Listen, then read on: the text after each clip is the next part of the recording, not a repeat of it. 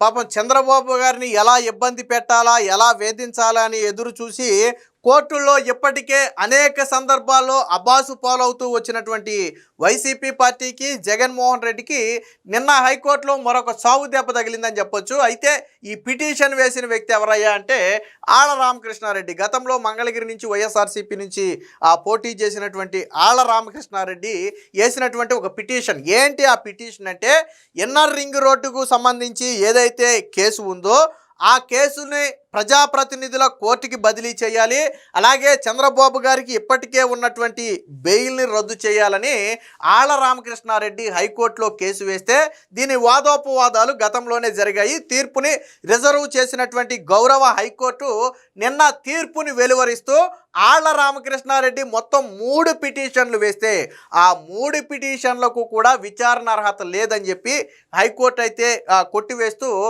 చెప్పుతో కొట్టినట్టుగా ఒక సమాధానం చెప్పింది. అంటే అధికారంలో ఉన్నప్పుడే 5 ఏళ్ల పాటు ఏమీ పీకలేదు. జగన్మోహన్ రెడ్డి 5 ఏళ్ల పాటు సీఎంగా ఉన్నాడు కదా.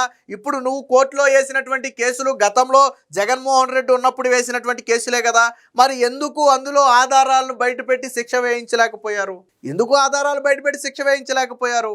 5 ఏళ్ల తర్వాత మళ్ళీ సీఎం పదవి దిగిపోయిన తర్వాత ఇప్పుడు మళ్ళీ కోర్టుల్లో దాన్ని కలిపే ప్రయత్నం. ఆల్రెడీ ఇప్పటికే ఆ సిఐడి మిస్టేక్ ఆఫ్ ఫ్యాక్ట్ కింద దాన్ని రాసి ఆధారాలు లేకుండానే కేసు పెట్టినట్టుగా ఒప్పుకుని కోర్టులో ఆల్రెడీ ఇచ్చింది. అది కింది కోర్టులో దాన్ని తీర్పు రావాల్సి ఉంది, అది పెండింగ్లో ఉంది.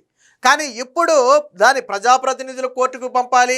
సిబిఐకి కేసును మళ్ళీ ఇంకో పిటిషన్ ఏంటంటే ఈ కేసును సిబిఐకి ఇవ్వాలంట.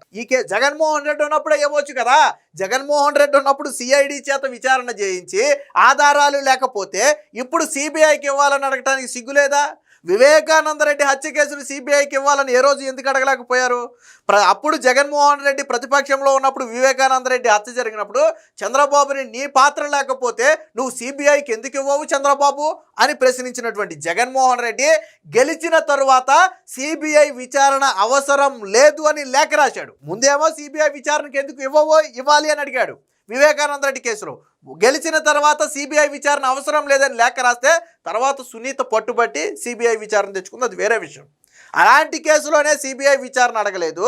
పోనీ జగన్ 5 ఏళ్ళు సీఎంగా ఉన్నప్పుడు కూడా చంద్రబాబు గారి మీద ఉన్నటువంటి కేసులను మేము సిబిఐకి ఇస్తున్నామని రాష్ట్ర ప్రభుత్వం ఒక తీర్మానం చేసి పంపొచ్చు కేంద్రానికి. కానీ ఆ రోజు సిబిఐ విచారణ అడగలేదు. కానీ ఇప్పుడు అంటే మళ్ళీ కేసును సాగదీయాలి, ఇంకా చంద్రబాబు మీద కేసు నడుస్తుంది అని చెప్పాలి అనే ఉద్దేశంతో సిబిఐకి ఇవ్వాలని అడుగుతున్నారు.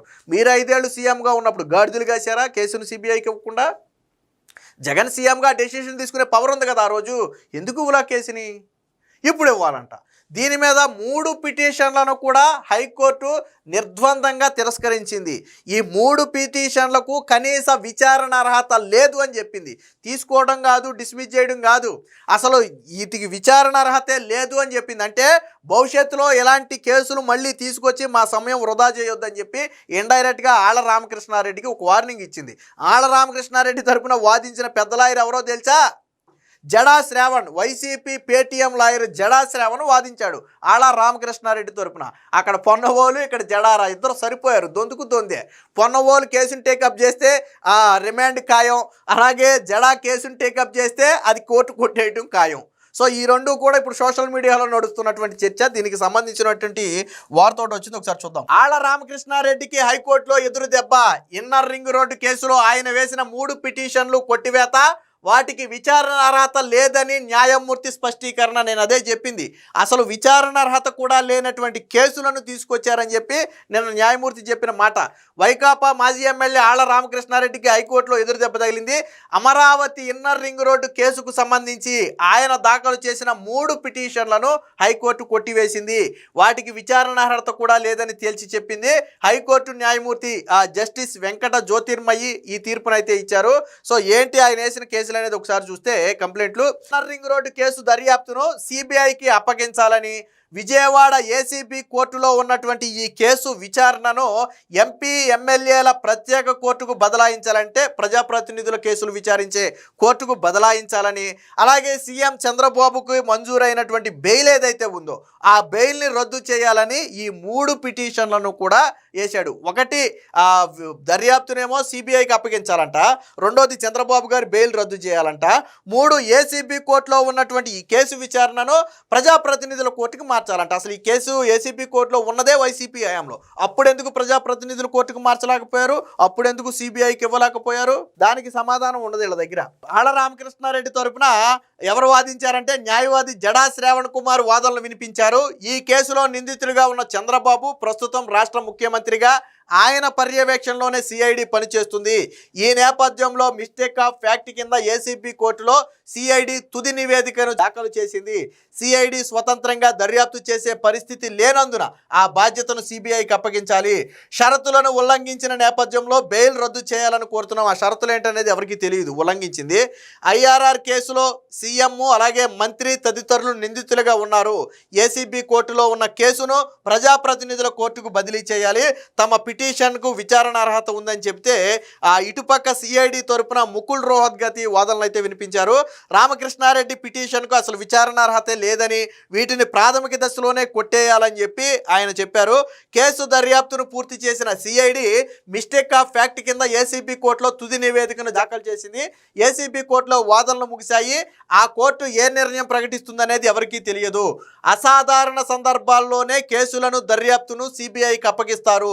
ప్రస్తుత కేసులో అలాంటి అసాధారణ సందర్భం ఏమీ కూడా లేదు అని చెప్పారు. అలాగే ముఖ్యమంత్రి చంద్రబాబు గారికి ఆ బెయిల్ మంజూరై ఇప్పటికే 2 ఏళ్లు గడిచింది. ఈ కేసుకు సంబంధించినటువంటి రికార్డులన్నీ కూడా ఆల్రెడీ సంబంధిత కోర్టుల వద్ద ఉన్నాయి కాబట్టి ఇప్పుడు చంద్రబాబు గారి బెయిల్ రద్దు చేయాలనే వాదనకు కూడా ఎటువంటి పస కూడా లేదని చెప్పి ఆయన అయితే వాదించారు. ప్రజాప్రతినిధులపై కేసులను విచారించే ప్రత్యేక కోర్టు కేవలం తుది విచారణను మాత్రమే చేస్తుంది. విచారణకు ముందు జరిగే ప్రక్రియ అంటే ప్రీ ట్రయల్ మొత్తం కూడా సంబంధిత కోర్టులే చూస్తాయి.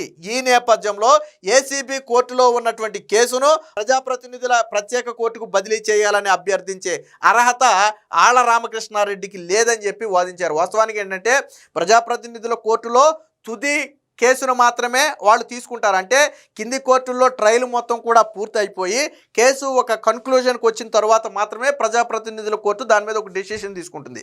బట్ ఈ ట్రయల్ అంతా కూడా కింది కోర్టుల్లోనే జరుగుతుంది. సో ఇప్పుడు ఆయన చెప్పింది కూడా అదే, ఈ ట్రయల్ అంతా కూడా కింది కోర్టుల్లోనే జరగాలి కాబట్టి ఇప్పుడు అది ప్రజాప్రతినిధుల కోర్టుకి బదిలీ చేయాలి అనే వాదనకు అర్థమే లేదని చెప్తే ఇరుపక్షాల వాదనలు విన్నటువంటి న్యాయమూర్తి తీర్పునైతే రిజర్వ్ చేశారు. ఈ తీర్పుని సోమవారం నాడు ప్రకటిస్తూ ఆళ్ల రామకృష్ణారెడ్డి వేసినటువంటి 3 పిటిషన్లకు కూడా కనీస విచారణ అర్హత లేదు కాబట్టి వీటిని పూర్తిగా కొట్టివేస్తున్నామని చెప్పి నిన్న హైకోర్టు ప్రకటించడంతో అటు జడా శ్రావణ్కి ఇటు ఆళ్ల రామకృష్ణారెడ్డి ఇద్దరికి కూడా హైకోర్టు లెంపకాయలు వేసినట్టుగా అయ్యింది. అంటే వీళ్ళు అధికారంలో ఉన్నప్పుడు పెట్టినటువంటి కేసు ఇప్పుడు వీళ్ళు అడుగుతున్నటువంటి సిబిఐని అప్పుడే అడగొచ్చు, ఇప్పుడు వీళ్ళు చెబుతున్నటువంటి ప్రజాప్రతినిధుల కోర్టుకి బదిలీ చేయమని అప్పుడే చెప్పొచ్చు. కానీ ఇవేమీ అప్పుడు చేయలే. ఎందుకు చేయలేదు అనే దానికి వైసీపీ నుంచి సమాధానం ఉండదు. జగన్ 5 ఏళ్ళు సీఎంగా ఉన్నాడు, 1 రోజు 2 రోజులు కాదు. కానీ ఎందుకు చేయలేదనేది చెప్పరు. ఇప్పుడు కూడా వాళ్ళ ఉద్దేశం ఒకటే. ఫర్ ఎగ్జాంపుల్ దీన్ని హైకోర్టు కన్నా దీన్ని సిబిఐకి ఇవ్వండి అందనుకోండి, ఇక సాక్షిలో పుంకాల కథనాలు స్టార్ట్. చంద్రబాబు మీద CBI enquiry, high court serious, high court వెంటనే సిబిఐకి ఇవ్వాలని ఆదేశించింది, చంద్రబాబు బండారం బయటపడుతుంది. ఇది సాక్షిలో వచ్చే హెడ్డింగ్లు. ఆడు ఈశ్వర్ గాడు వస్తాడు, సొల్లు చెప్పుకుంటూ వస్తాడు, ఆడొచ్చాడంటే మాట్లాడే మాటలన్నీ కూడా ఇదే పని 5 ఏళ్ళు వీళ్ళు సీఎంగా ఉన్నప్పుడు చేయొచ్చు, చేయలేదు.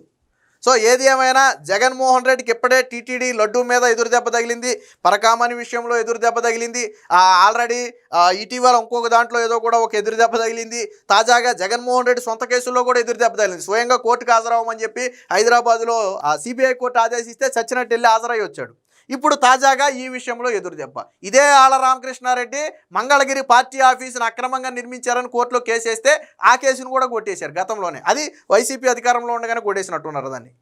అంటే వీళ్ళు వేసేవన్నీ కూడా ఫాల్స్ కేసులు, కేవలం న్యాయస్థానాల్లో ల్యాగ్ చేయడానికి, వీళ్ళ సాక్షి పత్రికలో సాక్షి ఛానల్లో కథనాలు రన్ చేసుకుని డిబేట్లు పెట్టుకోవడానికి తప్ప ఇందులో ఏమీ వాస్తవం లేదు. ఇకనైనా ఆళ్ల రామకృష్ణారెడ్డి కావచ్చు, జగన్మోహన్ రెడ్డి కావచ్చు, ఇలాంటి పసలేని కేసులు తీసుకెళ్లి అబాసు పాలవడం కంటే నిజంగా మీ దగ్గర ఏదైనా ఆధారాలు ఉంటే దాన్ని తీసుకెళ్ళి ఇదిగో నిజమే చంద్రబాబు నాయుడు అవినీతి చేశాడు అని నిరూపించే స్థాయిలో మీ దగ్గర ఏదైనా కేసు ఉంటే అలాంటి కేసును తీసుకురావాలా. 6.5 లక్షల కోట్ల అవినీతి చేశాడు చంద్రబాబు నాయుడు అని జగన్ ఒక పుస్తకం ముద్రించాడు. మీకు గుర్తుందో లేదో, గతంలో దానికి 10 తలలు పెట్టి రావణాసుడిలాగా ఒక ఫోటో పెట్టి చంద్రబాబు నాయుడిని, చంద్రబాబు నాయుడు 6.5 లక్షల కోట్ల అవినీతి, 10.5 లక్షల కోట్ల అవినీతి అని ఒక పుస్తకం వేశాడు. ఏది 2019 ఎన్నికలకు ముందు జగన్మోహన్ రెడ్డి వేసిన పుస్తకం అది. అందులో రాశాడు చంద్రబాబు నాయుడు ఇందులో ఎంత తిన్నాడు, ఇందులో ఎంత తిన్నాడు అని రాశాడు. 5 ఏళ్ళు సీఎంగా ఉన్నటువంటి జగన్మోహన్ రెడ్డి ఏమీ దొరక్క 100 కోట్ల రూపాయలు విలువ చేయని స్కిల్ డెవలప్మెంట్ కేసు పెట్టాడు. అది కూడా నిరూపించలేకపోయాడు చివరికి. 100 కోట్ల రూపాయలు కేసు పెట్టాడు, అది కూడా నిరూపించలేకపోయాడు చివరికి. మరేమో 6.5 లక్షల కోట్ల అవినీతి అని పుస్తకాలు వేసి 5 ఏళ్ళు సీఎంగా ఉండి కనీసం ₹1 అవినీతి నిరూపించలేకపోయాడంటే అది జగన్మోహన్ రెడ్డి చరిత్ర.